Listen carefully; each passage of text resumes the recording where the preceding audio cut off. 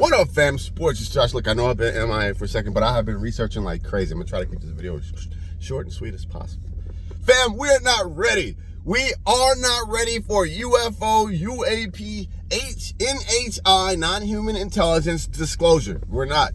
We're not physically ready. We're not mentally ready. And we are not spiritually ready for disclosure. But I'm gonna ride it out. Look. Fam, I've been researching. Let me see what I've been researching, because a lot of information is coming out. I've been researching telekinesis. I know, sounds crazy. Remote viewing. The possibilities of consciousness. Altering and changing reality. Meditation. Now, I haven't been doing the crazy stuff, but I'm diligently now researching the possibilities. Just the possibilities of what we can do, because from everything that's been coming out, we ain't ready, y'all. We are not ready. Look, I'm one of the biggest UFO, UAP people you're gonna find. I grew up on Flight of the Last Navigator. That was the bomb. Flight of the Last Navigator. Close Encounters from the Third Kind, which I was watching last night. I've watched it 20 times. The Travis Walton abduction story, that was awesome. Chameleon, you name it. E.T., aliens, the list goes on and on and on. I am a UFO nut. But from researching and watching and reading these books that I have now, and watching a lot of these whistleblowers that are coming out, they're coming out. They are coming out like crazy. Fam, we ain't ready. We are not ready. I almost understand why the government may be keeping it as secret as it is, because we are not ready. And I've always thought that when people say we ain't ready, it's going to be like, we ain't ready to see the little green men step off the UFO and say we're here. No, that's not it. We might be able to work with that. But from what I'm hearing, we will not be able to. There's certain things that these craft or these non-human intelligences, these aliens or whatever, there are things that they can do that we cannot even wrap our head around. Period.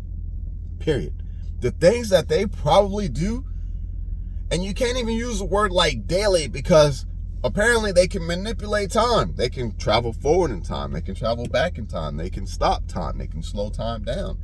Time is not a parameter for them.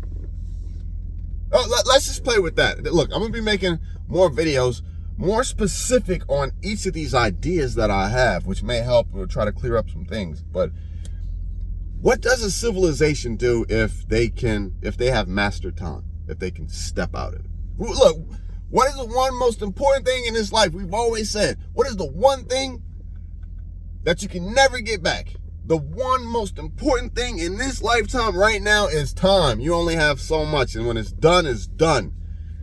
Now, if you can step out of that, if you can step out of time, these civilizations, y'all, these civilizations could be, I hate to say it, these beings could be hundreds of thousands of years old. A year is irrelevant. They could be millions of years old. What kind of technological, spiritual achievements can you acquire it with an unlimited amount of time to study everything? Fam, if time is not a problem, if at the snapping of your fingers in a spacecraft or whatever, you can go back to before the Big Bang. Okay, so apparently time is no issue. Space and distance, travel is no issue.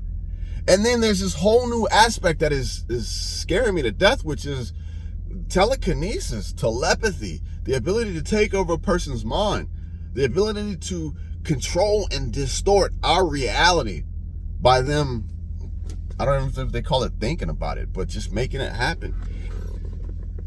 Fam, we wouldn't even be babies to an entity with these type of abilities. We wouldn't even be babies, like on a intelligence scale. We would be irrelevant. And so the fact that a lot of this information is coming out, and these drones are picking up, just yesterday there was New Jersey just lit up all over again. That there are these UAPs, non-human intelligences, which is what the governments call them. So as you can see, we've gone from aliens to something a little bit more of a better classification to UAPs. What is it? Unidentified aerial phenomena, from UAPs to NHIs now, non-human intelligences. I don't know what comes next in the acronym section, but it's something big. So the fact that these whistleblowers are coming out and they're talking about these technologies, they're talking about these capabilities, they're talking about these entities, we're coming to a point of where the rubber is going to hit the road, and there will be no more denying, and it will be a reality. How does this change our civilization? I don't know. I have no idea. A lot of this is starting to really line up with a lot of biblical stuff. So in the days of Noah, there'll be signs and wonders in the sky. Enoch talked about wheels within wheels, the chariots, the cherubim, coming to and fro. Back in the day, Galileo's time, they talked about wars in the sky. Man, these things have been here for forever. I think we are starting to tap into somewhat of the angelic. If space, time, reality, if you have interdimensional travel, then why not go travel on off to heaven? Why not go travel on off to hell? Well, the civilization down below or the civilization up high. Why not? If time is not a matter, is not a constraining parameter. If space, travel, distance, if you can travel interdimensionally and you have these spiritual abilities, then. So I'm gonna be doing videos speaking about each one of these questions that I have, because what's happening is these whistleblowers are coming out and they're telling these stories, and I'm watching the UFO community doubt these stories because they're not lining up with the little green men. The UFO landing, the little green men stepping off saying, hey, we're here, we're from Zeta Reticula. Yo, apparently the reality of the situation is so much more wilder than anything like that. And I don't think any of us can handle it. I don't think as a civilization we've reached the point to where we can deal with an interaction like that. But it's coming, apparently. So I'm going to be doing videos here and there. We got to talk about the time aspect. What do entities that are outside of the time parameter, what do they do on a daily basis? I mean, there is no daily measurement, but what do they do? Do they go through different dimensions and galaxies just collecting DNA and watching other civilizations? Do they start civilizations? Do they, I don't know. Yeah, so that's what I'm gonna be doing. I hope you guys check it out. If this isn't your bag, totally understand. I'm gonna do not after this one, I'm gonna do some fancy jazzy thumbnails to catch some new people. But the UFO community is going crazy. Disclosure is among us.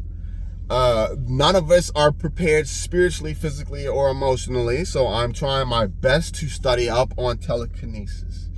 The remote viewing. Believe it or not, there are manuals that have been taught in military that you can't find online that have taught people how to do these things. I do not want to actively do it. I want to understand the process. What muscles are you trying to strengthen? What exactly are you trying to do?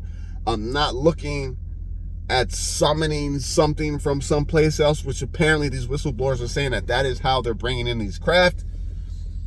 Special military trained psionics have been trained to summon these craft, and then somewhere or another they're brought down and collected. All right, I'm out. I'm going to work.